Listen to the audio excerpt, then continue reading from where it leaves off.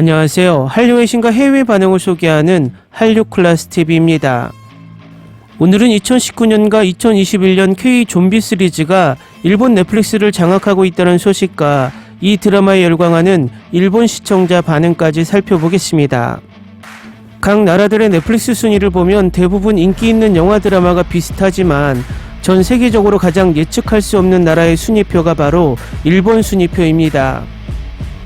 작년까지만 해도 2019년 드라마 사랑의 불시착과 2020년 이태원 클라스가 근 3년 정도 일본 넷플릭스 순위를 장악하고 있더니 오늘 날짜 플릭스페트롤 순위를 보면 더 흥미롭습니다.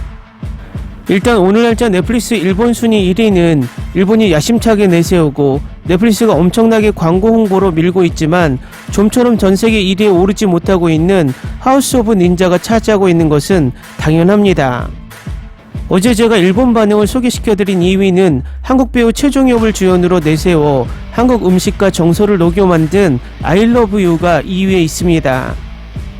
여기서 재밌는 것은 갑자기 뜬금없이 킹덤이 올라왔길래 일본 신작 영화 킹덤2인가 하고 클릭해봤더니 2019년 한국 넷플릭스 오리지널 킹덤이 4위에 올라 있습니다. 워낙 킹덤이 좀비 드라마의 명작 반열에 있지만 2019년 작품이 4위까지 올라있다는 것은 재밌는 현상입니다. 그리고 6위에는 전세계 최고 조회수를 기록한 한국 웹툰을 일본이 애니화한 나 혼자만 레벨업 애니가 차지하고 있습니다. 그리고 7위에는 K 좀비 드라마 해피니스가 올라와 있습니다. 이 드라마 또한 2021년작으로 넷플릭스에 신규로 올라온 지 한 달이 조금 넘은 드라마라 약간 뜬금없는 순위입니다. 8위에는 진행 중인 K-드라마 닥터 슬럼프가 차지하고 있습니다. 이 일본 순위표를 보면 두 가지를 유추할 수 있습니다. 첫 번째, 일본이 한국 드라마를 리메이크하는 것에 그치지 않고 한국의 원천 소스를 이용해서 일본 콘텐츠 인기를 올리고 싶어 한다는 것입니다. I Love You는 한국 배우와 한국의 정서를 이용해서 자국의 시청자를 끌어들이고 있고 나 혼자만 레벨업은 한국 최고의 웹툰을 일본이 가장 잘하는 애니메이션으로 만들어 재미를 보고 있다는 것입니다. 두 번째는 워낙 좀비 장르를 좋아하는 일본에서 한국 좀비 장르가 깊이 인기를 끌고 있다는 것을 킹덤과 해피니스의 순위 진입으로 유추할 수 있습니다. 일본은 워낙 반응이 느리고 시스템이 느린 나라로 정평이 나 있습니다. 결국 드라마 영화의 반응도 가장 느린 나라가 일본입니다. 예를 들어 전 세계에서 엄청난 신드롬을 일으켰던 오징어 게임이 가장 늦게 1위에 올랐다가 가장 마지막까지 1위에 머물렀던 나라가 일본입니다.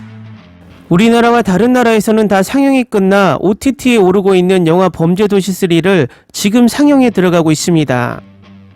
아마도 K 콘텐츠가 엄청나게 유행하고 있지만 그것을 바로 받기에는 자존심이 허락하지 않고 또 한 번 받아들이면 사랑의 불시착이나 이태원 클라스처럼 오랫동안 일본 열풍이 불 것이 염려되어 조금은 시간차를 두고 전세계 유행이 식을 때쯤 K 콘텐츠를 푸는 것으로 개인적으로 내피쇼를 돌려봅니다. 영화 노량 또한 일본 수입업자가 방영권을 구입해 갔지만 아직도 일본 극장이나 OTT에 풀리고 있지 않는 점도 마찬가지입니다. 다음은 일본 넷플릭스 4위에 오른 킹덤을 시청한 일본 시청자 반응입니다. 좀비 작품계에서 확실히 상위 작품. 이 드라마를 보고 좀비 작품을 좋아하게 됐다. 너무 재미있어. 솔직히 시즌1은 뭔가 부족해서 좌절할 것 같았지만 그것을 넘어선 시즌2가 재미있다.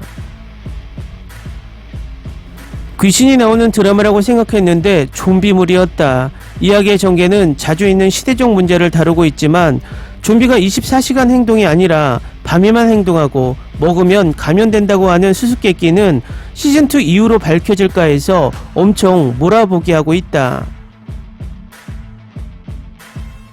2020년 초여름에 감상했다. 그때는 영화관이 닫혀 있었고 드라마라도 볼까 해서 봤는데 추억의 주지훈님. 감상하다 보니 너무나 엄청난 상황에 빠졌다. 시즌2도 몰아보기로 5일에 걸쳐서 봤다. 이거 정말 좋아하는 드라마 중 하나입니다. 주지훈도 사랑해요. 시즌3 빨리 보고 싶네요. 번외편에 아신전 이야기도 있어요. 시대극 좀비는 참신하고 상당히 재밌었다. 역사와 판타지가 절묘하게 융합된 한국 드라마. 스토리 설정도 세세하게 질리지 않고 볼 수 있다. 한국의 좀비계는 퀄리티가 높다. 오래전에 본 것을 생각하자면 시대극과 좀비의 조합이 참신했고 내용도 재미있었습니다. 조선시대 왕조 이야기와 좀비가 여기까지 잘 어울릴 수 있을까 하는 감동이 있네요. 이건 명작이다.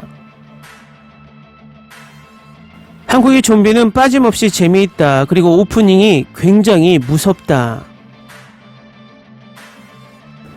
조선왕조 좀비에 별로 기대하지 않고 봤는데 제대로 재밌었습니다. 역사극 좀비의 혼합으로 과학적 근거가 있게 만들어진 것이 신선하고 재밌었던 드라마이고 미국 영화처럼 총 난사에 쓰러뜨릴 수 있는 것이 아니기 때문에 재밌고 그 안에서의 궁궐 음모와 권력자의 보신이 개입하거나 등으로 일반적인 좀비 드라마와 달랐다. 처음 본 좀비 작품 언제나 무서운 건 피했지만 배드나를 보기 위해 도전 엄청 재미있어 몰아보기로 시청 완료. 좀비의 외형이나 쓰러지는 방법은 상당히 그로테그스이지만 보는 사이에 익숙해져 갔다. 애니메이션 킹덤의 실세인가라고 생각해 봤지만 전혀 달라서 웃었다. 넷플릭스 오리지널의 한국 드라마 엄청난 게 많구나. 이 좀비 드라마의 시즌3가 나올까? 한국은 현대 좀비물에서도 재밌는 것을 만드는데 시대국 좀비를 만들다니 천재야. 하루에 단번에 한국의 좀비는 다리가 빠르고 멍청하지 않다. 이 드라마를 보면 워킹데드의 좀비가 귀엽게 보인다. 시대 좀비 작품은 처음입니다. 여러분이 말씀하셨듯 좀비가 빨리 달립니다. 지금까지 좀비의 개념을 뒤집었고 기대하지 않고 보았습니다만 스토리도 제대로 하고 있어 내용이 있는 좀비 드라마였습니다. 한국의 좀비는 발이 빠르다. 역사의 좀비 쭉 어두운 느낌이 더욱 무섭다. 완전 빠졌습니다. 개인적으로 시대극도 좀비도 싫어했지만 이 작품을 보고 생각을 바꾸었다.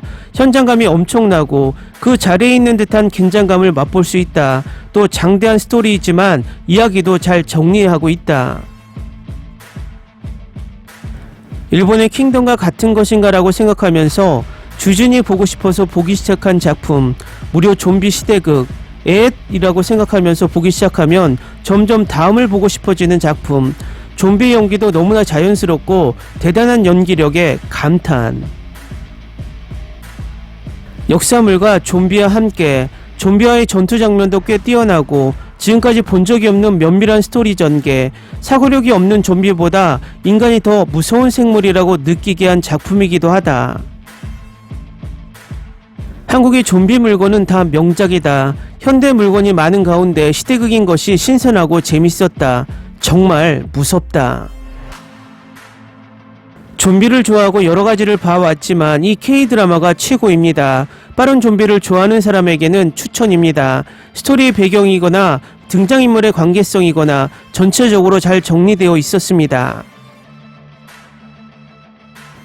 댓글 반응 잘 보셨나요? 왜 일본 넷플릭스에서 킹덤이 갑자기 4위까지 올라왔는지 댓글 반응을 보면 알 수 있을 것 같습니다. 이 감상평이 오늘 날짜까지 올라오는 것을 보면 지금도 한국 좀비 드라마를 계속해서 찾아보고 있는 일본 시청자들이었습니다. 한류 클래스TV는 한류 외신과 해외 반응을 꾸준히 쫓아가 보겠습니다. 재밌게 잘 보셨나요? 여러분의 구독, 좋아요, 댓글, 알림 설정은 컨텐츠 제작에 큰 힘이 됩니다. 그리고 항상 하시는 일마다 대박 나시고 행복하시길 바랍니다.